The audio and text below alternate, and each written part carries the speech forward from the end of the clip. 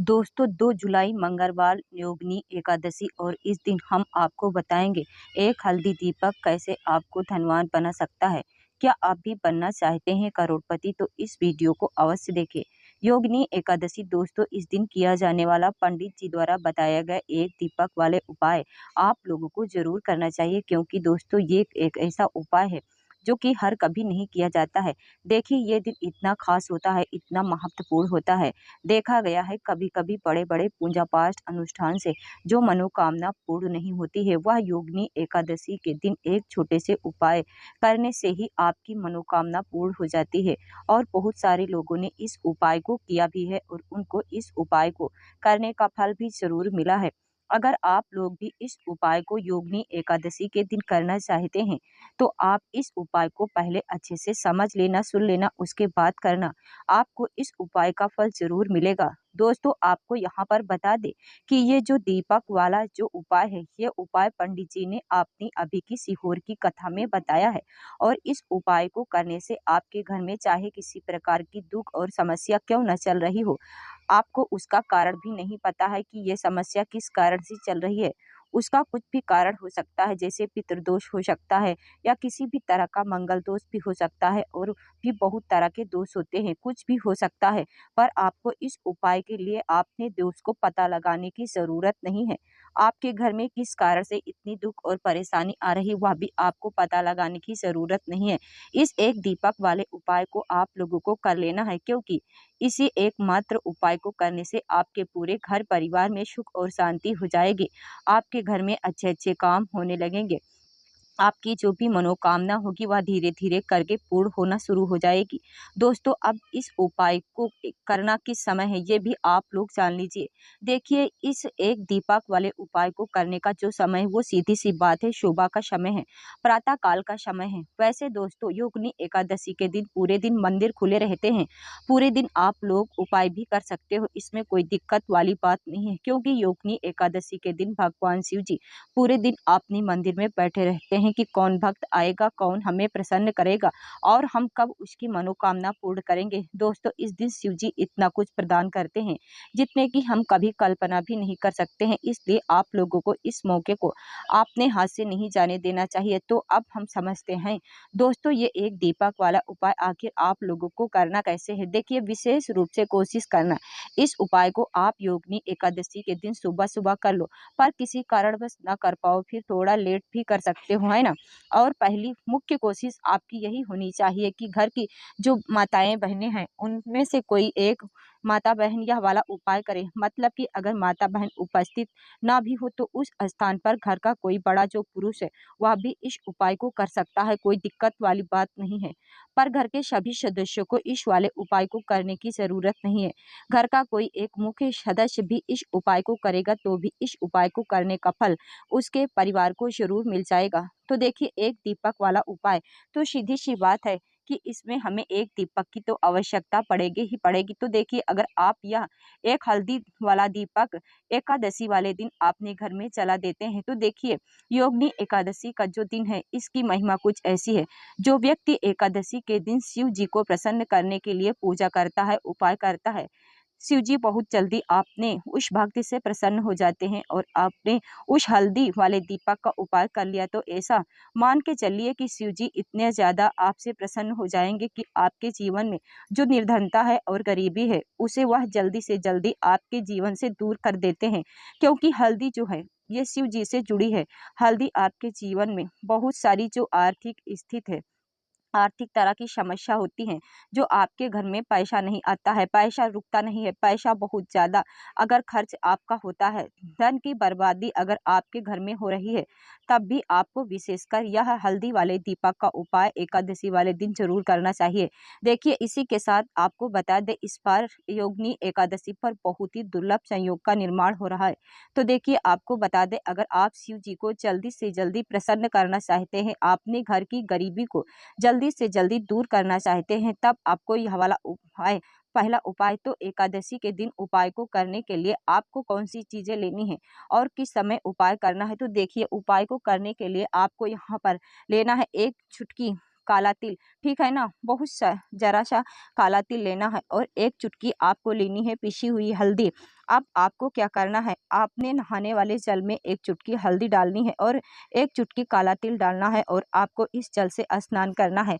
तो देखिए, जब भी आप आपने जल में हल्दी डालकर, विशेषकर अगर एकादशी के दिन आप अपने जल में हल्दी डालकर, विशेषकर, तो इससे होता क्या है, आपके जीवन में आपका जो भाग्य है साथ नहीं दे रहा होता है। आपके पास जो पैसे आने के रास्ते बंद होते जा रहे हैं, जो आपके जीवन में निर्धनता बढ़ रही है, गरीबी बढ़ रही है, जो आप अपने जीवन में बार बार असफल हो रहे हैं, तो इन सारी चीज़ों को देखकर आप बाहर निकाल कर आ जाएंगे। आपके घर में, आपके जीवन में पैसा आना शुरू हो जाता है, पैसा रुकना शुरू हो जाता है, क्योंकि यहाँ पर आपकी कुंडली में गुरु की स्थिति बहुत मजबूत हो जाती है, जिसके बाद आप जिस काम को करते हो उसमें आपको लाभ ही लाभ मिलता है। तो यह पहला उपाय है एकादशी के दिन, इस उपाय को आप जरूर करें। अब बात करेंगे दूसरे उपाय की। देखिए, जो दूसरा उपाय है ये आपको बताने जा रहे हैं, इस उपाय को आप एकादशी के दिन करते हैं तो आपकी सारी अधूरी मनोकामना को शिव जी पूरा कर देते हैं। तो यह उपाय भी विशेष कर करें। अगर कोई भी ऐसी विषय, अगर कोई भी इच्छा है आपकी जो अभी तक अधूरी है, पूरी नहीं हो रही है, तो आपको शिव जी को प्रसन्न करना है, ये दूसरा वाला उपाय एकादशी के दिन करके। तो देखिए, यहाँ पर उपाय को करने के लिए आपको लेना है तुलसी की लकड़ी। देखिए, बहुत सारे लोगों के घर में तुलसी का पौधा सूख जाता है और तुलसी की जो टहनियाँ होती हैं ना, तुलसी की टहनियों को आपको छोटा छोटा कर लेना है, ठीक है ना, छोटे छोटे पार्ट में आपको डिवाइड कर लेना है और फिर आपको क्या करना है, एक लाल कपड़े के अंदर इन टहनियों को रखना है। कितनी लेनी है, आप 2 ले सकते हैं, 5 ले सकते हैं, 11 ले सकते हैं।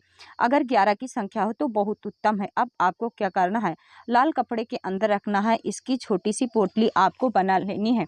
अब सबसे पहले आपको क्या करना है, इस पोटली को शिव जी के चरणों में स्पर्श कराना है। उसके बाद यह पोटली आपको अपने घर के बाद या तो बाहर या तो मुख्य दरवाजे पर आपको इसको टांगना है। अंदर की तरफ टांगे, बाहर की तरफ नहीं, ठीक है ना। या फिर आप इसे अपने घर के मंदिर में एक तरफ रख दें, ठीक है ना। देखिए, जब भी आप तुलसी की टहनियाँ जो होती हैं उन्हें अपने घर में कहीं पर भी रखते हैं, शिव जी से प्रार्थना करते हैं कि मेरी यह विषय, मेरी यह मनोकामना है, बहुत लंबे से अधूरी है, मेरे जीवन में निर्धनता है, गरीबी है, मेरे घर में सुख समृद्धि नहीं, मेरे घर में कलेश है। तो जिस प्रकार की आपकी समस्या होती है, जो भी आपकी मनोकामना होती है, उसे शिव जी पूरा करते हैं और आपके जीवन की निर्धनता और गरीबी आपके जीवन से दूर हो जाती है। जब भी आप तुलसी की लकड़ी के या छोटा सा उपाय कर लेते हैं एकादशी के दिन, एक चीज आपको बिल्कुल ध्यान रखनी है, तुलसी का पौधा अगर आपके घर में सूख गया है तब आपको एकादशी के दिन उसकी लकड़ी को निकालना है, क्योंकि एकादशी के दिन तो तुलसी की पत्ती को नहीं तोड़ा जाता है। ये चीज विशेषकर आपको ध्यान रखनी है, ठीक है ना। तो पहले से ही आप तुलसी के पौधे की, अगर आपके पास टहनियाँ है, ये उपाय आप करें। दूसरी चीज, जिसके घर में तुलसी का पौधा हरा भरा है ना, बहुत सारे लोगों के पौधे सूख गए हैं जड़ों में, लेकिन बहुत सारे लोग अच्छे से रखते हैं, किसी किसी के घर में तुलसी का पौधा सूखता नहीं है, तो उन्हें क्या करना, उन्हें तुलसी के पत्ते लेना, ठीक है ना, तुलसी के 2 पत्ते लेना है और आप जब शिव जी को भोग लगाते हैं तो हर बार तुलसी के पौधे के पत्ते के साथ, लेकिन एकादशी के दिन विशेषकर आपको तुलसी के 2 पत्ते शिव जी के भोग में अर्पित करने हैं। जो भी आप उन्हें भोग लगाते हैं उस चीज का भी उसके साथ में तुलसी के 2 पत्ते जरूर शिव जी को अर्पित करने हैं। एक चीज, आपको चावल खा लेना है, क्योंकि चावल खाना इस दिन महापाप होता है, ऐसा बिल्कुल ना करें, भूल कर भी आपको यह चीज़ नहीं करनी है। तो देखिए, तुलसी के जब भी आप शिव जी को अर्पित करते हैं, उनके भोग उन्हें देते हैं, तो इससे क्या होता है, शिव जी आपसे बहुत ज़्यादा प्रसन्न हो जाते हैं। आपके जीवन के चाहे जिस भी तरह के दुख हो, फिर आप अपने जीवन के वो दुख जिससे कहते हैं कि नहीं, है ना, आपके बिना कहे ही आपके जीवन के सारे दुखों को दूर कर देते हैं। चलिए अब बात कर लेते हैं, एक चुटकी हल्दी डालकर दीपक आपको कहाँ पर लगाना है, उपाय को कैसे करना है और कैसे ये एक चुटकी हल्दी वाला दीपक आपके जीवन की निर्धनता को दूर कर देगा। लक्ष्मी की ऐसी कृपा आपके ऊपर बरसेगी कि आने वाला 7 पीढ़ियों को भी धन की कमी नहीं होगी। इतना ज़्यादा शिव जी आपसे प्रसन्न हो जाते हैं। इस एक उपाय को करके देखिए। पहली चीज़ आपको बता दें कि हल्दी जो होती है ये आपके जीवन में बहुत सारी अच्छी-अच्छी चीज़ों को लेकर आती है। जैसे कि पैसे बढ़ाने का काम करती है और आपके घर में धन आने के स्रोत अगर बंद हो जाएँ, धन आने का रास्ता अगर आपके घर में बंद हो जाता है, उसे खोल देती है, क्योंकि आपके घर की नेगेटिव एनर्जी है, नकारात्मक ऊर्जा है, बुरी शक्तियाँ हैं, इन सारी चीज़ों को हल्दी खत्म कर देती है, क्योंकि जहाँ पर हल्दी होती है वहाँ पर ये सारी चीज़ें रहती नहीं है। तीसरी चीज़, हल्दी शिव जी से जुड़ी है, तो शिव जी आपसे तुरंत प्रसन्न हो जाते हैं। जब भी हल्दी का आप कोई उपाय करते हैं तो आपकी पिसी हुई एक चुटकी हल्दी लेनी है और एक चुटकी पिसी हुई हल्दी आपको दीपक के अंदर डालनी है। शुद्ध देसी घी का दीपक आप तैयार करेंगे, गोल बत्ती लगाएंगे, फिर उसके अंदर आपको एक चुटकी हल्दी डालना है। अब देखिए ये हल्दी वाला दीपक लगाना कहाँ पर है। ये दीपक आपको घर के तुलसी जी का पौधा हरा भरा घर में है और तुलसी का पौधा है, तब तो आप तुलसी के पौधे के पास लगाएंगे। बहुत सारे लोग हैं जिनके घर में अभी तुलसी का पौधा नहीं है, कुछ लोगों का सूख गया है, किसी किसी के घर में होता ही नहीं है ना। तो वो लोग क्या करेंगे, मंदिर में भी आप लगा सकते हैं। अगर आपके घर के आसपास कहीं मंदिर में, वहाँ पर भी आप लगा सकते हैं, वरना यह दीपक आपको आपके घर के मंदिर में लगाना है। तो जब भी आप हल्दी का दीपक भगवान शिव जी के सामने या पौधे के सामने लगाएंगे, तब आपको उसका एक मंत्र है, उस मंत्र को आपको 11 बार बोलना है। ये मंत्र सभी को आता है, नहीं आता तो नोट कर लीजिए। श्री शिवाय नमस्तुभ्यम। इस मंत्र को आपको 11 बार बोलना है। 11 बार इसे बोलकर आपको दीपक को जला देना, इतना आपको करना है और कुछ नहीं करना है। ये उपाय आप करके देख लीजिए। आपके जीवन की जो निर्धनता है, जो गरीबी है, वो दूर हो जाएगी। आपके जीवन में पैसा आना